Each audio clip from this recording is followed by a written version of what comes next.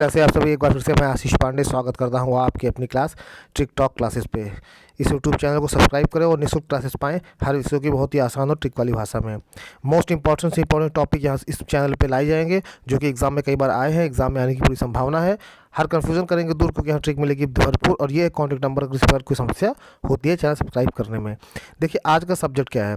आधुनिक भारत के इतिहास की सीरीज चल रही थी जिसमें कि यूरोपियों के आगमन के सभी पार्ट हो गए थे।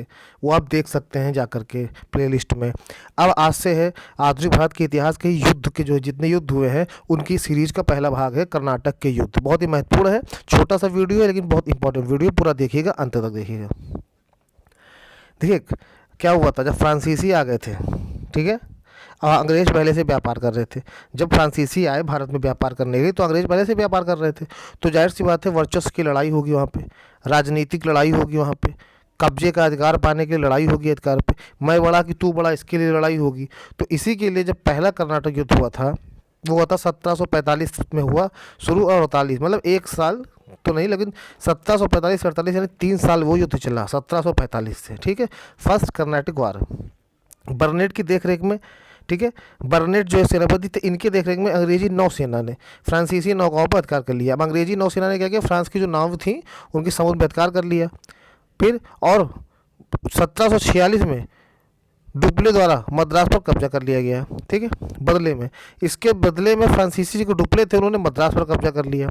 अब मद्रास पर अपने अधिकार के लिए खुद और बचाव के लिए अंग्रेज़ों को कर्नाटक के नवाब से अनुरोध करना पड़ा।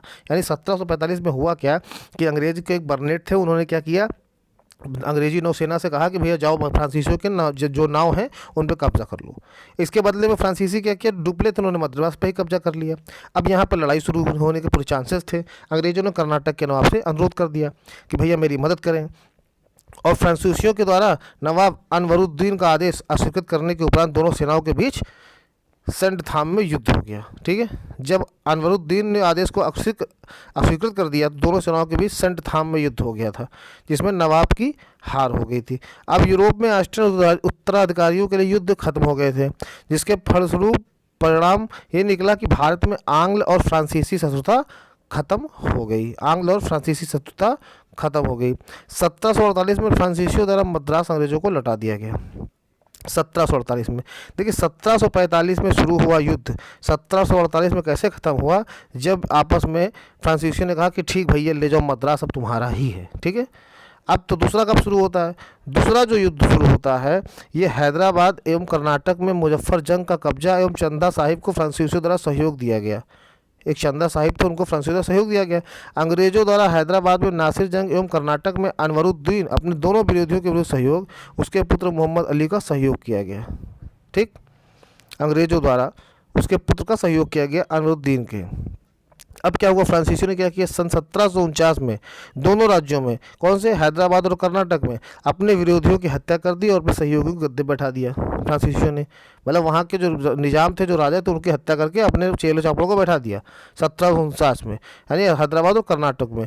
फिर 1751 में जो क्लाइड है, रॉबर्ट क्लाइव, उनके अधीन में अंग्रेजों ने क्या किया, आर कोट पर कब्जा कर लिया और फ्रांसीसियों को हरा दिया, ठीक, फ्रांसीसियों को हरा दिया। फिर 1752 में जो तंजौर एक एरिया था, उसके जनरल जो कि अंग्रेजों के सहयोगी था, उसने युद्ध में चंदा साहिब की हत्या कर दी, उसकी जगह मोहम्मद अली को कर्नाटक की गद्दी पर बैठा दिया। 1752 में चंदा साहब की हत्या करके मोहम्मद अली को कर्नाटक की गद्दी पर बैठा दिया, किसने, तंजौर के जनरल ने, ठीक। अब 1753-54 में डुप्ले ने क्या किया, दिशा बदलने का प्रयास तो किया, जिससे फ्रांस की सरकार 1754 में उसे वापस उसको बुला लिया गया, ठीक है। क्योंकि सब डुप्ले द्वारा जितना भी प्रयास रहा वो सब निरर्थ रहा, उसको कोई अर्थ नहीं निकला, कोई कार्रवाई उसकी सही दिशा में हुई ही नहीं। इसलिए फ्रांस की सरकार ने कहा भैया अब इंडिया छोड़ो, तुम वापस फ्रांस चले आओ डुप्ले को 1754 में। और हैदराबाद पर जो है बुशी द्वारा फ्रांसीसी स्थिति को पुनः प्राप्त कर लिया गया। तो ये आपका दूसरा युद्ध था जो कि आपका चला 1749 से 1754 तक। इसमें हैदराबाद कर्नाटक पे कब्जा भी हो गया था, फिर हट भी गया। उसके बाद क्या कहते हैं, फ्रांसीसियों ने दोनों राज्यों में अपने निजामों को बैठा दिया। उसके बाद क्या कहते हैं, उसके बाद डुप्ले को जो इन्होंने प्रयास किया, डुप्ले के सारे प्रयास गलत साबित हुए। डुप्ले कोई प्रयास फ्रांसीसियों के हित में नहीं था, इसलिए फ्रांस की सरकार ने उसको बुला लिया और फ्रांसीसियों द्वारा पुनः हैदराबाद पर कब्जा हो गया। फिर तीसरा युद्ध की शुरुआत कब होती है, इसको वांडीवास का युद्ध कहते हैं। तो युद्ध की शुरुआत होती है 1757 में। क्लाइव एवं वाटसन ने बंगाल के चंद्रनागौर पर कब्जा कर लिया था। क्लाइव और वाटसन जो थे वो अंग्रेजी सेना के ही प्रमुख थे। उन्होंने बंगाल के चंद्रनागौर एक जगह उस पर कब्जा कर लिया था 1757 में। और 1758 में काउंट डी लैली का फ्रांस को मजबूत करने के लिए भारत आगमन हुआ। मतलब 1757 में क्लाइव वाटसन ने इधर अंग्रेज को मजबूत कर रहे हैं, और उधर 1758 में भारत में फ्रांस की स्थिति मजबूत करने के लिए काउंट डी लैली को भेजा गया वहाँ से। अब पीकॉक के नेतृत्व में 3 नौसैनिक लड़ाइयाँ हुई। अंग्रेजी नौसेना द्वारा फ्रांसीसी नौसेना के D1 के नेतृत्व वाली सेना की हार हुई, और 1759 में D1 की फ्रांस वापसी हुई। यानी कि D1 जो नेता थे फ्रांसीसी नौसेना के, उनकी हार हो गई, तो इसलिए उनको भी वापस बुला लिया गया कि भैया हारे हुए वापस चले आओ। फिर 22 जनवरी 1760 ईस्वी में वांडीवास की लड़ाई में जो काउंट लैली आए थे, ठीक है, इन काउंट लैली ने अंग्रेज जनरल आयर कोटे को हरा दिया। 1760 में काउंट लैली को भेजा गया था ना भारत के आगमन के लिए, फ्रांस की स्थिति मजबूत करने के लिए, तो इन्होंने 1760 में अंग्रेज जनरल आयर कोटे को हरा दिया। और 1760 में अंग्रेजों द्वारा जो निज़ाम के संरक्षण के लिए फ्रांसीसियों का स्थान ले लिया गया, और 1761 में फ्रांसीसियों द्वारा पांडिचेरी अंग्रेजों को दे दिया गया। 1761 में फ्रांसीसियों ने जो कब्जा कर लिया था वो पांडिचेरी अंग्रेजी को दे दिया गया, और भारत के अन्य स्थानों पर फ्रांसीसियों की हार हो गई।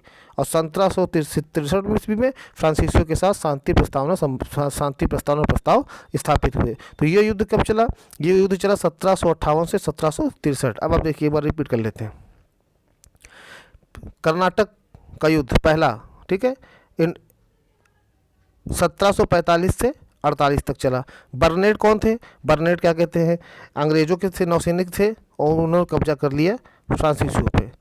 उसके बाद फ्रांस ने क्या किया, युद्ध लड़ा और मद्रास पे भी कब्जा किया, बाद में लौटा दिया।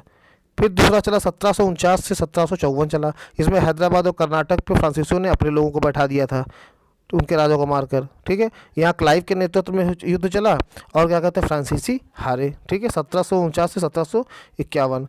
उसके बाद 1758 से लेकर के 1763 जो चला, उसमें क्लाइव और वाटसन आए थे, और उनकी तरफ से, फ्रांस की तरफ से काउंट डी लैली थे। इसमें क्या हुआ, इसमें जो है काउंट डी लैली ने अंग्रेज जनरल को हरा दिया, ठीक है। इसमें अंग्रेजों की हार हुई, इसी को वांडीवास का युद्ध कहते हैं, ठीक है।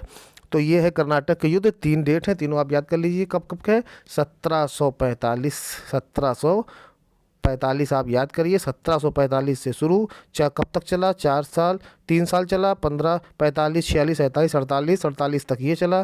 फिर जब 48 में ये हो गया तो 1 साल बाद फिर 1749 में दूसरा युद्ध शुरू हो गया। ये कितना चला, ये चला 5 साल, 49 से 5, 1754 तक चला। और फिर उसके बाद 1754 के 4 साल बाद 1758 में तृतीय कर्नाटक युद्ध वांडीवास वाला चालू हो गया, ठीक है। तो आशा करता हूँ वीडियो अच्छा लगा हो आपको। अगर अच्छा लगा हो तो सीरीज़ को फॉलो करिए, चैनल को सब्सक्राइब करिए, और लाइक शेयर कमेंट भी कर दीजिए। मिलते हैं अगली वीडियो में, तब तक के लिए जय हिंद, जय भारत।